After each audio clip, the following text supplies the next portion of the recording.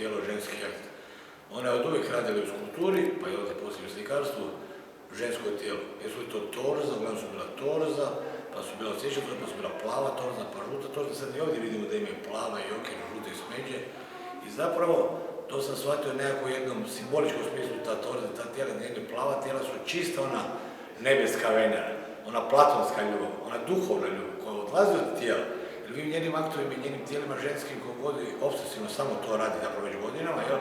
Već međunarodno postala prepoznata i poznata umjetnica po tim svojim vrlo vješto izrađenim, vrlo ekspresivnim, vrlo gestualnim svim. Bilo da se radi o skulpturi, bilo da se radi o slikama kao i ovdje, tim ženskim tijelima, ženskim aktovima. Ti ženski aktovi zapravo nisu erotska tijela, to nisu seksualna tijela, to su tijela koji su naprosto volumeni koji istražuju ženskost, ali na onoj jednoj arhetipskoj razini svijesti i podsvijesti. Ja mislim da ta njena žena proizlazi iz neke njene bivše ranije, za ranijih dana dok je bila mlada i zgodna i ona je danas je lijepa žena i zgodna je, i baš zato što je lijepa, prilično i zgodna žena, to je smetalo jer je muški svijet uvijek od nje nešto zahtijevao, a nije gledao samo njenu umjetnost.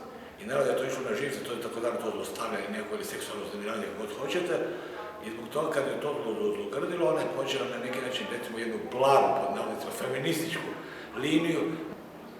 Pa suradnja je počela davno, jer je Georgette bila moja studentica na Akademiji likovnih umjetnosti. I sjećam je se kao izvrsne studentice, vrlo zainteresirane, sjećam je se kao osobe koja je dolazila prva i odlazila zadnja, išla je na sva predanja, meni pisali izvrsne seminari, puno je učila, radila, dakle bila je iznimno gorljiva, strastvena u samoj umjetnosti. I htjela je stvarno svi svojim bićem ući u umjetnost i ulazila. Na ovom opusu Nemir radila sam godinu dana. To je sve počelo zbog pandemije i kao što možete vidjeti, ovi aktovi nisu seksualni, nego se pokazuje ona unutrašnjost, znači nemir što sam doživljavala kroz ovu cijelu pandemiju. U ovom opusu sam koristila malo tamnije, zagasitije boje, negdje su malo kontrasti bijele, jer žela sam prikazati sve vrste nemira što se dešavale u meni.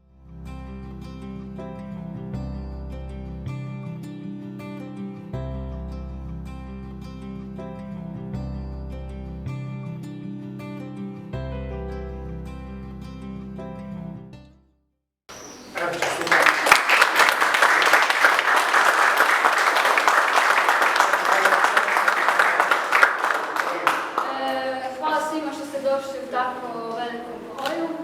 Hvala HDL-u Rijeka. Hvala gospodinu Menesu. I izložba je otvorena.